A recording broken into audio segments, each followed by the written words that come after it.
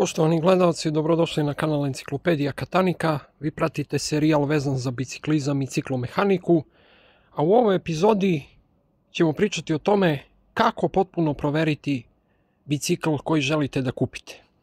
Dakle, uzmimo ovaj scenario, došli smo da kupimo bicikl, bicikl je vlasnik izneo iz garaže ili odakle god i sada mi imamo zadatak da vidimo da li je bicikl dobar ili nije. Prva stvar za koju se ljudi obično uhvate jesu kočnice. Znači, kako one hvataju, odnosno na ručicama, kakav je osjećaj. To je dobro, ali nije toliko bitno. Pre svega, treba proveriti šiftere vizuelno i kako se oni zapravo čuju. To sam već objasnio u prethodnom videu. Tako da, pogledajte obavezno taj video, jer ćete naučiti kako da sami odgonetnete u kom su stanju šifteri. Sljedeće što se gleda jeste stanje ovih zavrtnjeva, imbus zavrtnjeva. Da li tu ima hrđe, koliko ima hrđe i šta se zapravo sa njima dešava. Svi imbusi bi trebali da se pregledaju. Isto tako i ovi imbusi ovde, gde se kači držač bidona, odnosno flašice. Sljedeće što se gleda jeste kurbla. Znači, ovako lateralno pomerate kurblu. Naravno, bitno je da paralelno sa lateralnim pomeranjem ne krene i ovo uzdužno, jer onda ćete čuti ovakav zvuk, a zapravo vama je cilj samo da vidite da li se kurbla klati, odnosno da li je patrona unutra oštećena ili nije, pošto je to nemoguće vidjeti dok se ne rastavi bicikl. Jako je bitno da podignete bicikl i da promenite brzine po onom pravilu kako sam vas učio. Dakle, svaki zupčanik, evo ovdje je na primjer 1, 2, 3, 4, 5, osmofaz. Znači, na najveći idu dva najmanja, na srednji idu ovi srednji i na najmanji idu dva najveća. Tako da proverite koliko kvalitetno menja brzine, da li je raštelovan, da li nije, da li je kriva kuka ili nije. Jer vizuelno možete pogledati da li je kuka menjača kriva ili nije, ali tokom menjanja će se to najbolje pokazati. Jer ukoliko menja traljavo ili ne ide kako treba, znaćete da je ili do kuke ili do nenaštelovanog menjača. Šta god vam vlasnik pričao, ne obazirite se na to, što više prilazite potencijalnom kvaru koja je vešto zamaskiran, to će on više da priča. Tako da i to obratite pažnju. Ako mnogo počne da priča, to je sve u redu, to je sve u redu. Ako krene da se ponavlja ko pokvarena ploča, vrlo je moguće da postoji neki kvar. Ne mora da znači, ali imajte u vidu i takvu priču. Sljedeće što gledate jesu paknovi. U ovom slučaju paknovi se jako teško vide, jer je ovaj koncept prilično loš, ali kod hidrauličnih kočnica, mada i ovdje, evo, ovdje se može vidjeti meso paknova. Obavezno pogledajte kakvo je meso na paknovima, jer novi paknovi nisu preskupi, ali opet ako kupujete već bicikl, ako je navedeno da je bicikl sedi i vozi, to mora i da bude zaista tako u realnosti. Tako da pogledate i naprijed i nazad u kom su stanju paknovi. Negde ćete morati malo više da se sagnete, negde ne, ali evo mi ovdje vidimo da je meso prilično dobro, što znači da paknovi još nisu zreli za zamenu. Onda gledate stanje menjača. Menjač mora da bude u prilično dobrom stanju, znači on se vidi ukoliko je bicikla padala na ovu stranu menjača, vide se ovi risovi. Ukoliko ima previše risova, menjač se ne kvari tako lako, a i ako se pokvari može da se vrati u početno stanje, ali moguće da je kuka kriva.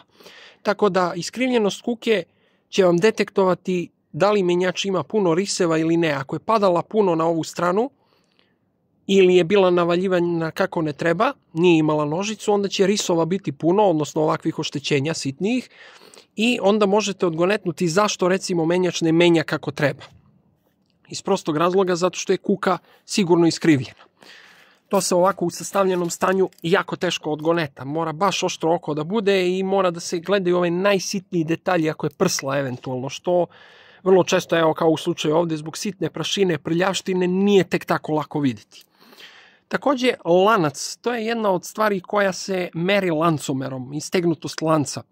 Lanac može da bude istegnut i što je istignutiji lanac, to je veći problem, zato što on oštećuje ovaj hod, menja se sam hod lanca kako se on razdužuje sve više i onda počne da udara u ove zube ovde.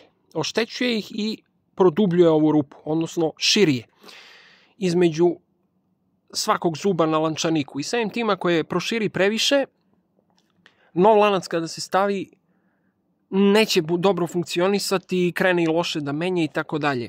Vizuelno je jako teško proveriti stanje lančanika jer postoji ovaj zavrtanje ovde koji može malo nategnuti menjač, pa ako se kojim slučajem ovaj donji deo lanca blago i opustio, a ako se malo nategne, on će se zategnuti i bit će jako teško primetiti tako nešto. Tako da je jako važno da imate lancomer. Kupite lancomer u biciklističkoj prodavnici ili zahtevajte od vlasnika, ukoliko se bavi prodajom biciklova, da vam da lancomer kako biste vi izmerili. Ako je na 0,75, ako upada, znači da je lanac na pola života.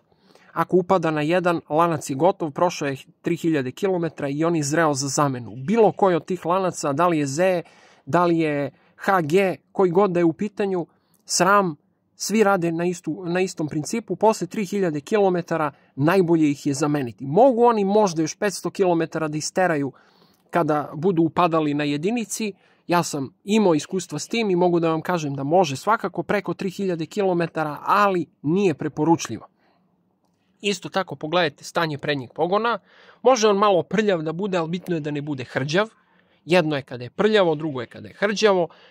Prođete prstom preko, vidite da li se to briše ili je u pitanju neka hrđa. Stanje guma, vrlo često ćete imati ovakve gume. Znači, polovne bicikle dolaze sa vrlo često jednom oštećenom gumom i jednom gumom koja je u dobrom stanju. Zašto se to radi? Zato što uglavnom prodavci bicikala vole da nešto za što znaju da niko neće kupiti, stave na neku bolju biciklu koja nosi bolju opremu i samim tim će kupac ipak prihvatiti da je potencijalno guma oštećena. Oni kažu to je zamenski deo, to je potrošna roba, sve je to lepo, ali ako ti napišeš da je bicikl sedi i vozi, znači ovo nije sedi i vozi, izbušit će se prilično brzo zato što kada kramponi nestanu, sve što bude udaralo u gumu će je oštećivati još brže i samim tim kada nema krampona, blizina između unutrašnje gume i površine spoljašnje gume je mnogo manja i desit će se šta će se desiti. Kamenče, parče stakla ili trn će se nabiti i imat ćete jako brzo gumni defekt. Isto tako, većina prodavaca bicikala stavlja takozvano sikter sedište. Ovo baš nije sikter sedište, ali može se reći da nije ni idealno. Zašto stavljaju sikter sedište? Zato što se smatra da je to potrošna roba. To je isto tako loše jer oni ne znaju koje je sedište idealno, ovo ono, i onda stave šta stave čisto da ima. To je jako loše. Isto tako i po pitanju rukohvata. Često se stavljaju loši rukohvati koji su već na polovini svog života ili pred kraj. Ako bicikla nosi dobre delove, zna da se fušari tako na nekim delovima i da se opravdava da je to u redu. To je možda i u redu za bicikle do 200 evra, ali za bicikle od 500, 600 i više eura to je neprihvatljivo. I nemojte uopšte ni pokušavati da kupite koliko god vam se sviđala ta bicikla, znači pregovarajte sa prodavcem, pokušavajte da ga ubedite da vam stavi nešto kasvetnije, jer za te pare to je ipak nečija cela plata i to nikako ne trebate dozvoliti da neko podcenjuje te novce koje ćete vi dati. Što se viljuške tiče, tu se isto proverava stanje amortizera i nije bitno, uglavnom ljudi krenu da stiskaju ovako amortizere, da vide kako rade. To jeste jedna od bitnih provera, ali mnogo je bitno da zakočite prednju kočnicu, onako baš da je ukopate i da počnete da klatite bicikl napred-nasad.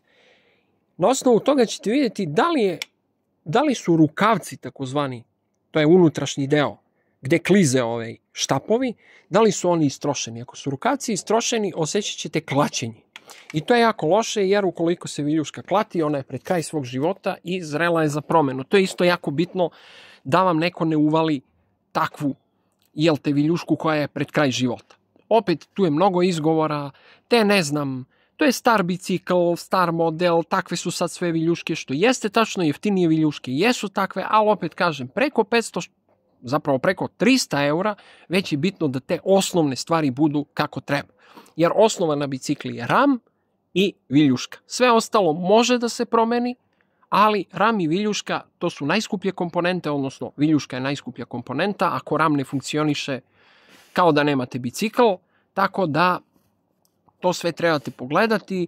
Isto tako preporučujem da se odvrne ovaj zatvarač i da se vidi unutra šta ima. Jer može se desiti da vlasnik bicikla se ne seti da zamaže unutrašnji deo, odnosno da ga nekako zamaskira i možete vidjeti ako je mnogo korodirao aluminijum, primjera radi unutra, ako ima mnogo bele supstance, odnosno oksida, bit će vam jasno da je taj bicikl bio veoma loše čuvan, veoma loše pažen i naravno da je prilično star.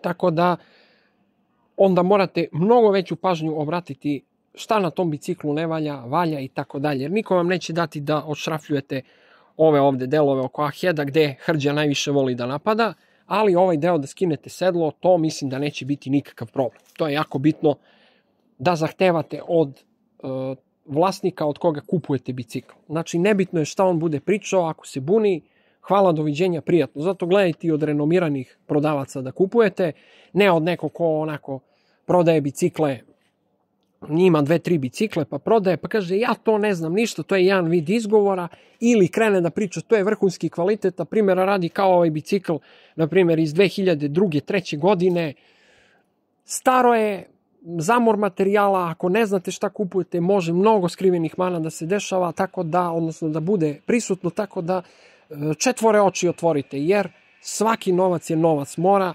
prosto da i vi poštujete taj novac i taj neko ko vam prodaje. I ako on želi brzu i laku zaradu, to vas ne zanima. Vi morate sve pregledati kako treba.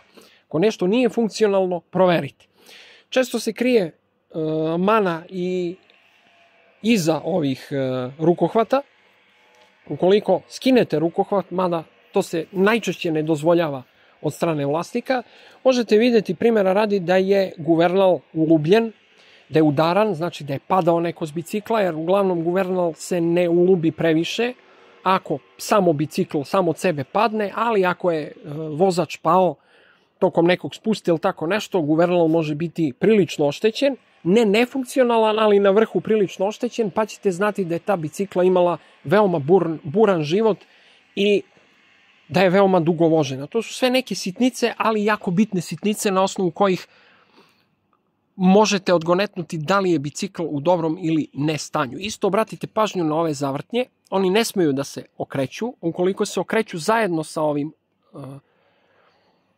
ovim delom unutra, pošto je to presfitovano, znači da to nećete moći da popravite i bit će vam jako, jako komplikovano, to će vam zadati velike muke. Meni se jednom desilo pa je bio haos.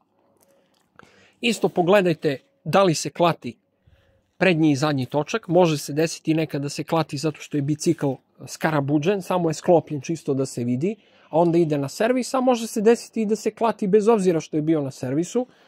Tako da je jako važno da sve to pregledate. Drugo, najradije vam ne bih preporučivao da uzimate presto ventil, već ovakav ventil. Evo, nešto s fokusom nije kako treba.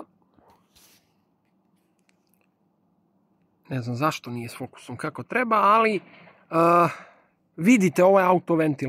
Mnogo je lakše autoventil naći gume i sve, jeftinije su nego presto ventil. Presto ventil je đubre, to je najgori ventil koji postoji na tržištu bicikala, tako da nema nikakav izgovor zašto on postoji. On je možda za drumaše dobar, zato što drumaši imaju izuzetno uske gume, tanke i izuzetno tanke bandaše, ali to je sem za drumaša, za sve ostalo nebitno. Zašto ih stavljaju? Pa verovatno da budeš rob servisa, da budeš rob konzumacije i tako dalje, da bi kupio nove gume, da odeš kod servisera da ti probuši ovde na bandašu rupu da bi mogao autoventil da stane i tako dalje i tako bliže. Tako da to vam je to što se tiče neke osnovne provere. Zapratite kanal pa se vidimo u nekom narednom videu. Prijatno!